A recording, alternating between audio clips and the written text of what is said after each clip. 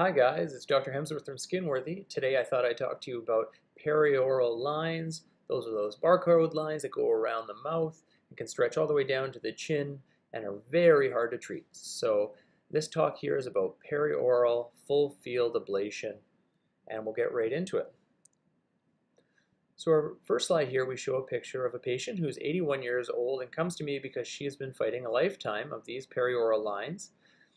They've been present for years and years. She has not been a smoker. She doesn't drink any alcohol, and she doesn't expose herself to much sun, and yet she still developed these lines around her mouth. Now, she finds them quite bothersome because she's had no effective way to be able to treat them. She's tried toxins, she's tried fillers, and still nothing. So she came to me, and I proposed doing a full field ablation because I really think it's the gold standard of treatment, provided that the patients are willing for the downtime that come with the treatment. Now, the picture taken here is on the day of the treatment.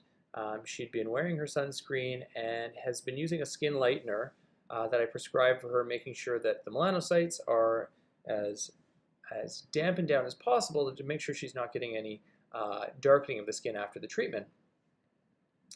So just a warning that as I go through these photos, some of them you might find are a little bit gruesome, almost like a burn victim, but that's because we're using a laser to really take down the skin to a layer that causes some bleeding. Okay, so fair warning, I'm going to go to the first slide after the procedure.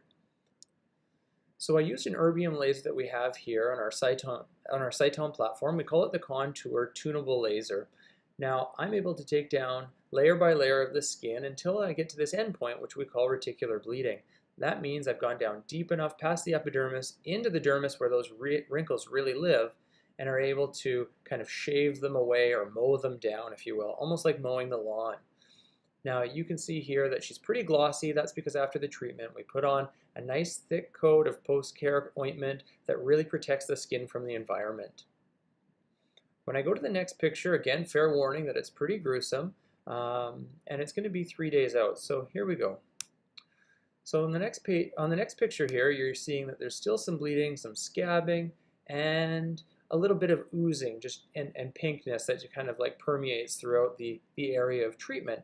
Now, this is totally normal, and this is what we're expecting from somebody who's been treating her face very well with the post-care instruction of soaks and applying the ointment as specified, all while finishing her antibiotics and antiviral medications that we prescribe.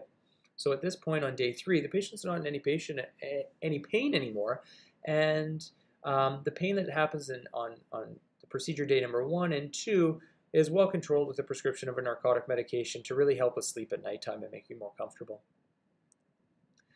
Now you can see here in day 7, things have really turned the corner. She's quite a bit healed, with just a little bit of scabbing under the lower lip along the chin area. That's normal, and in that area we went a little bit deeper, so it's taking a bit longer to heal.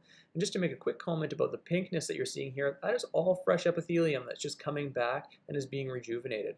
So she made major progress in the 7 days, and that's what we totally expect for somebody who's taking good care of her skin in that post-care period.